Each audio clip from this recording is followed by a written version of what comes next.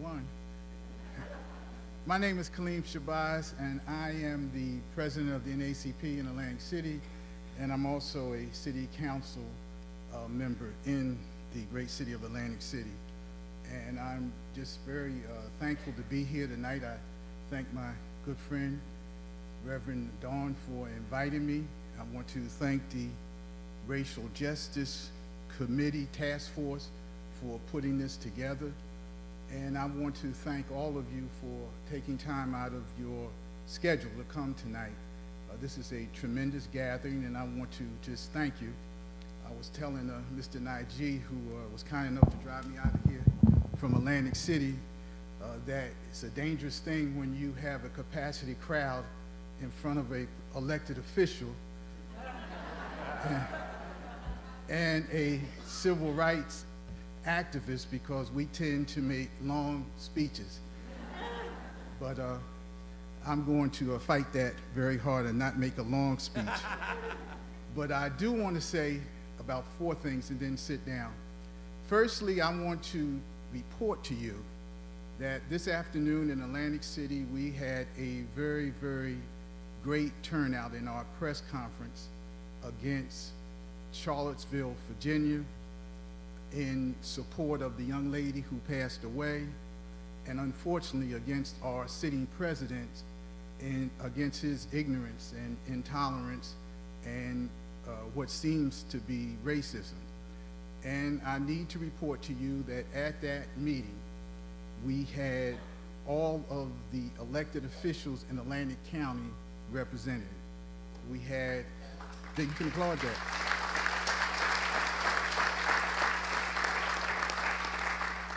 Now, there's a cynic out there saying, well, Kaleem Shabazz, this is election year. Of course, elected officials are going to come out.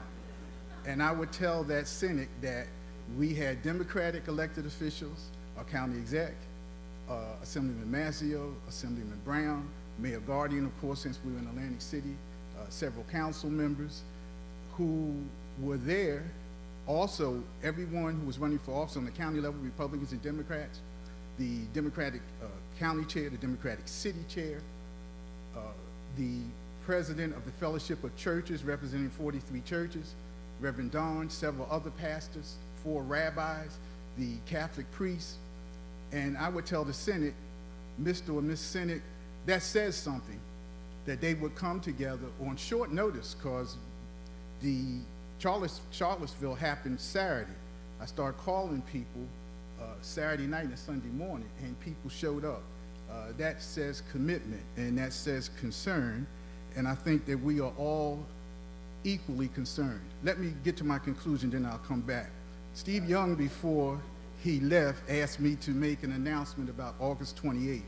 August 28th, for those of you who haven't heard, is going to be a march in Washington. They're asking for 1,000 ministers to come together.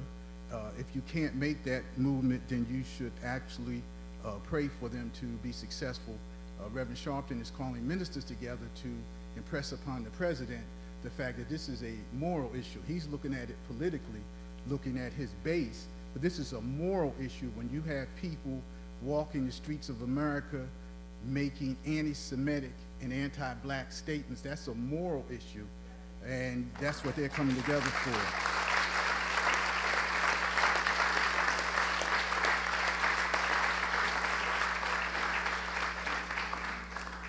And if you have a pen or a pencil or any kind of equipment, I want you to take this date down.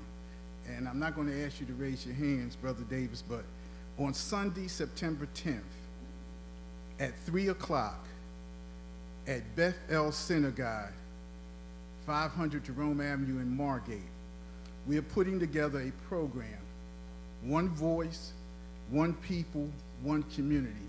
And we ask you, if you can make it, please attend.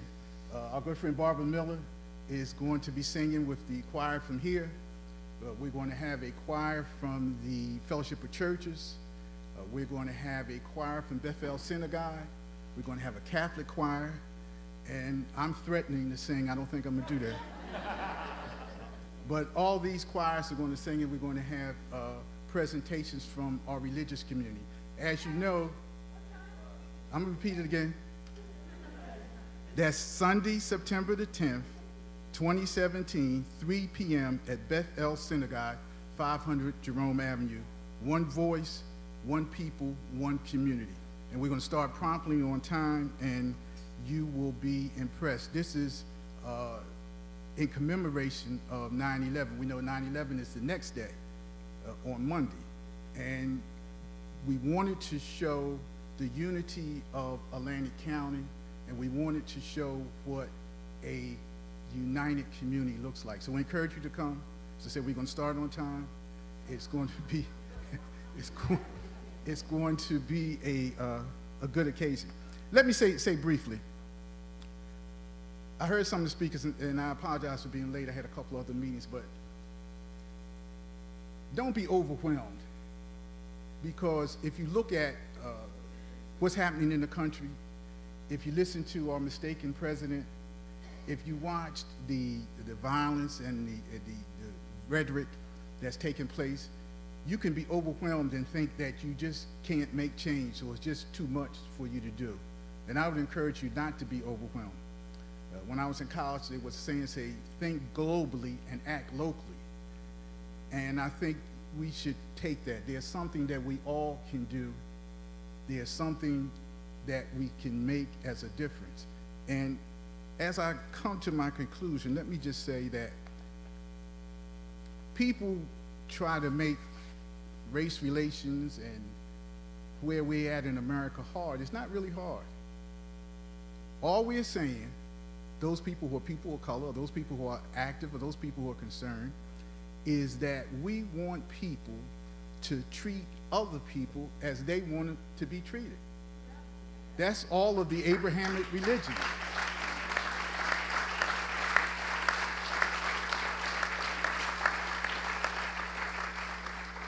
And it's not really hard. Don't tie yourself into knots. We don't have to do anything superhuman. Treat everyone as you want to be treated.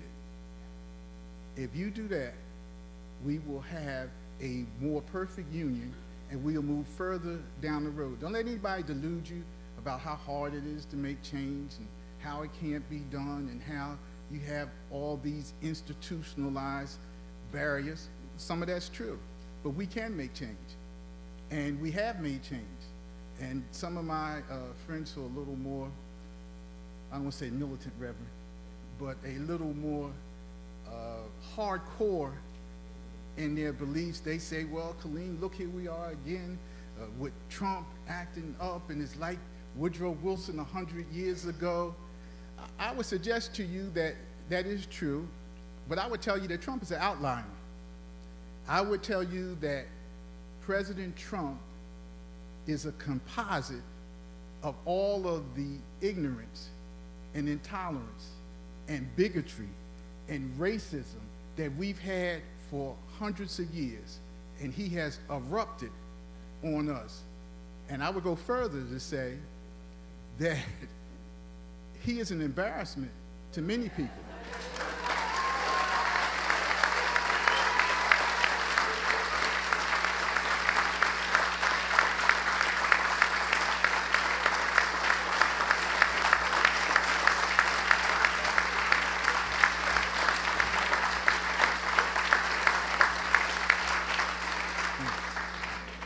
Thank you. He's an embarrassment to many people. I was so elated. I told my wife, I said, I'm scared to come home because I've been running. We had a press conference. If I come home, I said, I'll sit down, I'll take my tie off, I'll take my shoes off, I won't get back and come out. But I came home, Professor Rubenstein, and I saw the statement that the two President Bushes made. Very strong statement. Very good statement, even though they are Republicans and they were president, made a very good statement. And I am encouraged. People are saying we're in a dark era. Maybe I'm naive. I don't think I am. I see a silver lining in this cloud because I see people all over the country coming together. And I see all of you here today on short notice. I was so excited. I saw the cars parked all the way here. It shows me that people are really concerned. that we are outraged that when we have our president that stands as the highest elected official in this country and supports racism and supports ignorance and encourages intolerance, that we want to do something. And the fact that you're here, and there are many more people who wanted to be here, obviously, couldn't be here because of conflicts, had to work or whatever, that's the momentum that we need to build upon. We can win, we will win, good always wins out.